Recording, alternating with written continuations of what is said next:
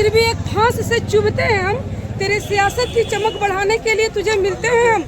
जब जब इनकी सियासत में इनको लगता है कि कहीं ना कहीं लोग अब हमसे काम का हिसाब मांगेगा, हमारे द्वारा किए गए गतिविधियों का हिसाब मांगेगा, तो ये चले आते हैं मुसलमानों के खरखा बनकर। आज जो इन्होंने संसद से आधी रात में पास करवाया है वक्फ अमेंडमेंट बिल, ये सीधे सीधे हम अल्पसंख्यकों पर हमला है।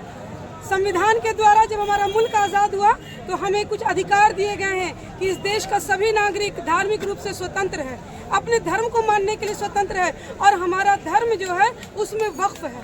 वक्फ वो संपत्ति होती है जो अल्लाह की राह में दान कर दी जाती है चैरिटी के लिए, जिसमें हमारे कब्रिस्तान हैं, मदरसे हैं, मस्जिदें हैं, हॉस्पिटल्स हैं, बड़ी बड़ी यूनिवर्सिटियाँ बनी हुई हैं, यतीम खाने हैं जिसमें लोगों को तालीम मिलती है, इलाज मिलता है। और हमारे जो पूर्वज हैं उन्होंने क्या सोचकर वक्फ किया था, यही ना, ताकि हमें दूसरों की राह ना देखनी पड़े। आज इन्होंने इस अमेंडमेंट बिल के नाम पर एक कानून बना दिया कि हमारे वक्फ में गैर मुस्लिम भी शामिल हो सकते हैं, डीएम इसके हेड होंगे। क्या मतलब है? संपत्ति हमारे बाप दादाओं की दान में हमने दिया, आप हमारे सर पर लाकर हाकिम बैठा देंगे? ये नहीं चलेगा। देश संविधान से चलेगा। ये कहते हैं कि हमने पारित कर दिया। अरे आपकी हुकूमत है, आपका बहुमत है, आप जो चाहिएगा वो कर दीजिएगा, ऐसे थोड़ी चलेगा। हम भारत के अमन पसंद नागरिक हैं। हम वो लोग हैं जो अमन के साथ इस मुल्क में, अपने मुल्क में जीना चाहते हैं, तो हमें आप जीने नहीं देते हैं। कभी आप चले आते हैं, 2014 से लगातार देख रहे हैं, कभी 3 तलाक का रेशियो जाकर देखिए कितना है। हमारे यहाँ तो तलाक का रेशियो आपसे बहुत कम है, लेकिन आपको फिक्र हमारी सताती है। कहते हैं कि जब रात में भी मोदी जी की नींद खुलती है ना, तो उनको नींद में मुसलमानों की ही खैरखाई नजर आती है। अगर इतने खैरखा हैं तो क्यों नहीं लोकसभा और विधानसभा में टिकट देते हैं? टिकट देना, हमें हमारा वाजिब हक देना। नहीं, इन्हें कोई आकर हमसे काम का हिसाब ना मांगे। शिक्षा की बात, हमारी जड़ें काट रहे हैं, हमारे हुकूक को छीन रहे हैं, तो हम तमाम लोग आज यहाँ एक वानगी की शक्ल में आए हैं। ये एक झांकी है और पूरी कहानी बाकी है, आगे पूरी कहानी होगी। ये जो आप तमाम लोग देख रहे हैं, ये सिर्फ 2 दिन के एक हम लोगों के बात हुई कि आना है और आ गए। और जिस दिन हम लोग पूरी तैयारी से उतरेंगे तो सड़क का चप्पा चप्पा जो है वो एकदम भर जाएगा कि हम इस बिल को नहीं मानेंगे।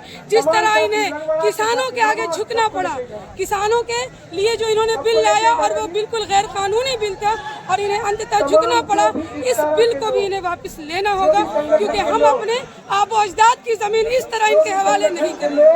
क्या नाम हुआ?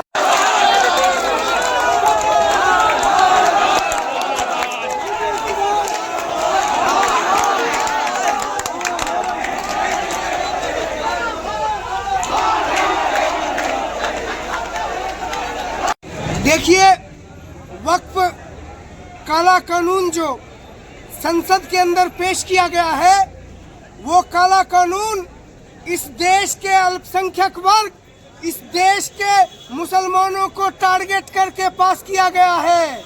वही नहीं, इस देश के संविधान के अनुच्छेद 26 और अनुच्छेद 14 का उल्लंघन किया गया है, और उसमें भाजपा के जो भी घटक दल के लोग हैं वो भी शामिल हैं जिन्होंने समर्थन किया है।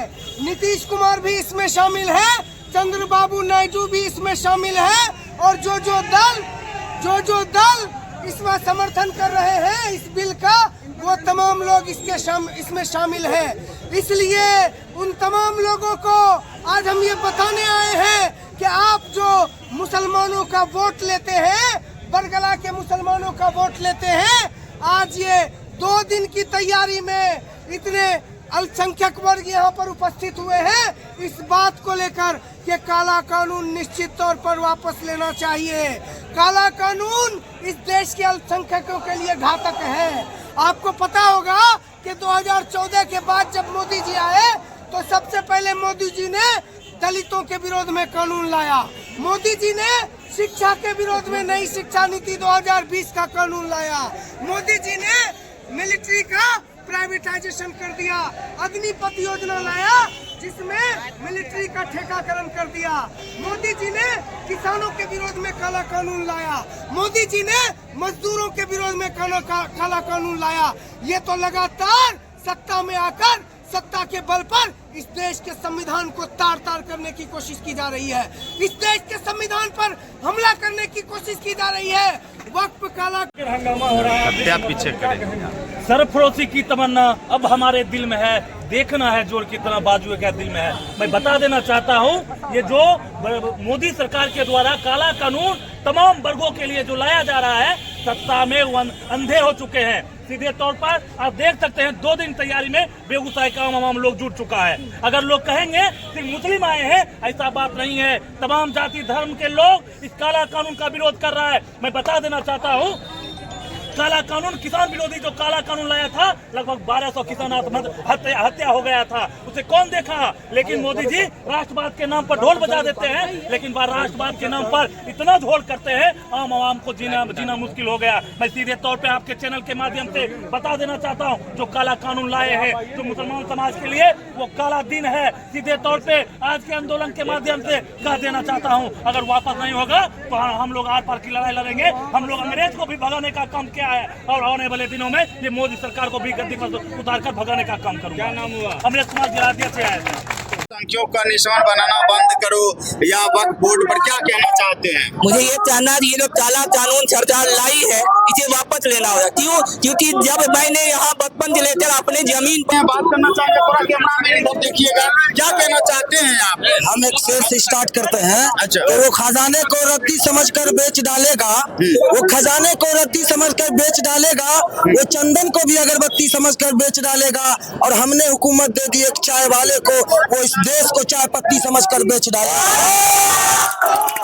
वो पागल, चारों तरफ कैमरा मैन दिखाइएगा, चारों तरफ दिखाइएगा। वो पागल, एक मिनट, कि वो पागल नीम की लकड़ी को भी चंदन समझता है, तो वो पागल नीम की लकड़ी को भी चंदन समझता है। और बड़ा नादान है जो दिल्ली को भी लंदन समझता है। अरे वो दिलकश कोई समझाए इस चाय वाले को, ये वक्फ बोर्ड की संपत्ति को भी काला धन समझता है। हम कहना इतना चाहेंगे कि ये प्रधानमंत्री और अमित शाह जी इस देश में जो धर्म की राजनीति करते आ रहे हैं, ये धर्म की राजनीति इनको बंद करना पड़ेगा। और वक्फ बोर्ड संपत्ति जैसे जिस्म के अंदर एक रूह है, उसी तरह हमारा वक्फ बोर्ड एक संपत्ति है।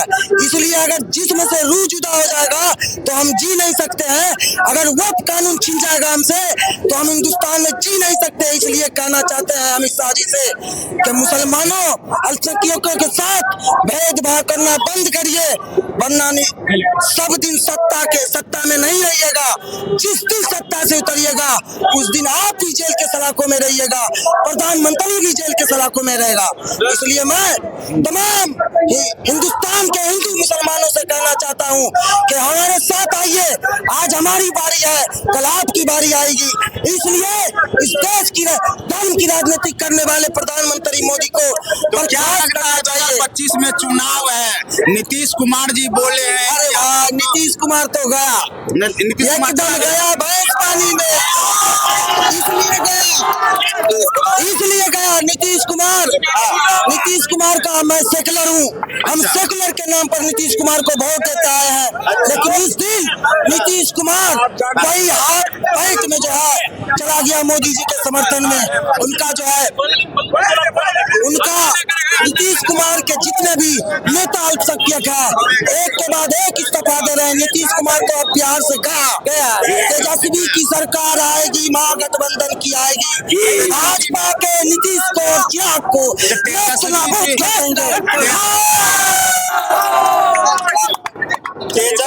तेजस्वी जी आपको अगर अच्छा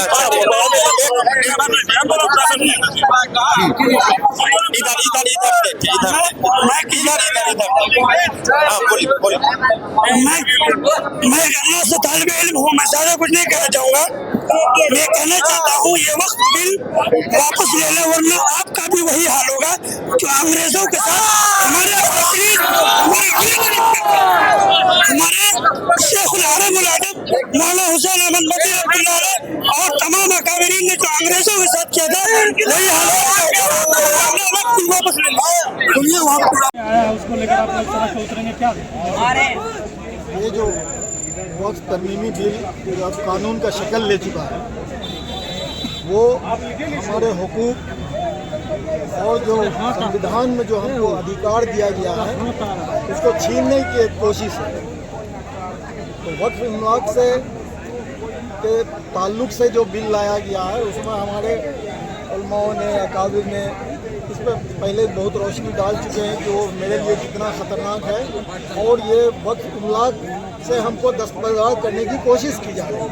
इसको हम किसी भी कीमत पर हम बर्दाश्त नहीं करेंगे और इसमें एहतजाज का जो भी शक्ल होगा लोकतांत्रिक तरीके से या कानूनी शक्ल में जो कानूनी लड़ाई होगी उसको हम